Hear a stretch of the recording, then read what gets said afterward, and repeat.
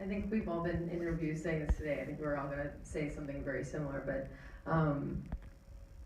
Alex has an amazing gentleness to the way that he handles actors, and we've all been lucky enough to be on a lot of sets. I think even you've been lucky enough to be on a lot of sets.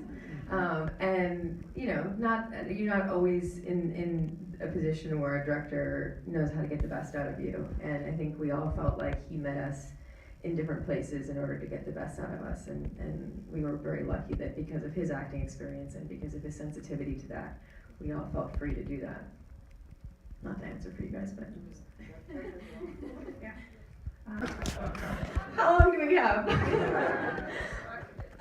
What I was really looking at with Callie was the idea that this woman was making a choice to stay in this town and to give up certain dreams, and I was trying to find that place in her of the yearnings for a different life or the fantasy of a different life. And it didn't mean that she didn't love her family, but I think that in the sacrifices in her mind that she made for that, she was very lonely and felt very misunderstood. And when that goes on for years and years and years, that can add up to a really unhealthy headspace. And so I was looking for the extremity of that yearning in her. And I think when you live in a small town, because everyone is in everyone's business and everyone knows each other and there is this familiarity, it would take a very particular circumstance for that kind of physical relationship to develop and be able to continue in some kind of secrecy. So I think she feels he's a kindred spirit. I think that there was some kind of physical, chemical reaction that they have with each other. I mean, I believe in that. There's certain people that I'm chemically attracted to that are not good for me, so I think that there was definitely some kind of physiology to that, but I think that next to maybe 10 years of feeling misunderstood and lonely and alone added up to a woman who couldn't see straight, and this but this situation unfolded, and she just didn't stop it, and then it was out of control. My answer for that would be the scenes where we shoot things all in one, because there's a lot of pressure on those scenes where there would be really.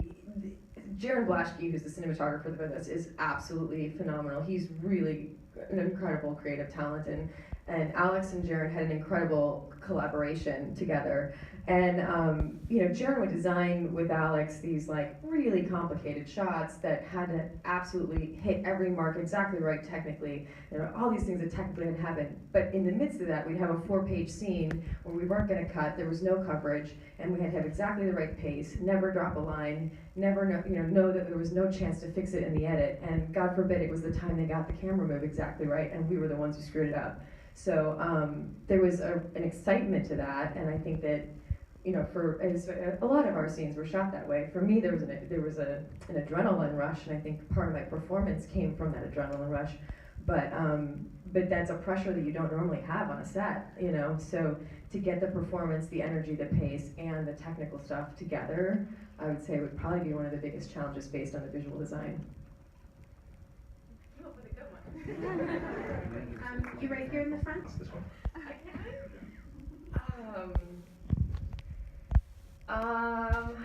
Gosh, I would say that that all of the women in this film represent a different sort of piece of that idea. I think that you see the overt sexuality in Amber, you see repressed sexuality in Callie, you see budding sexuality in God, what's your character's name? Misty, thank you. And you have the innocence of adolescence, you have a maternal you have all these sort of pieces of femininity that are represented more obviously in each character, some more obviously than others in each character. Interestingly, it is this young man who is dealing with this horrible abuse in his life, and then is it's seen through his perspective, so you're seeing the exaggeration of each piece of that femininity in each woman. So I would say that they all add up to that. I think that we are each a piece of that. That's at least my perception of it. And I think that it's interesting to me, this is the first time I saw the whole film, So what I felt was really interesting was, as a fan of the novel and your writing, I think it's really unusual to have a piece of fiction that brings to life such an important issue. And yes, maybe it's, a femme fatale, neo-noir kind of thriller, if you want to label it as something, but really it's a story that's looking at that kind of damage in someone's life in a really complex way.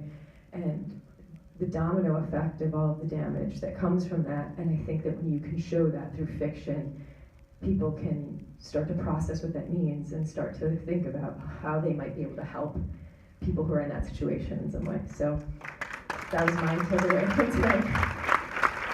The last question is the lady in red.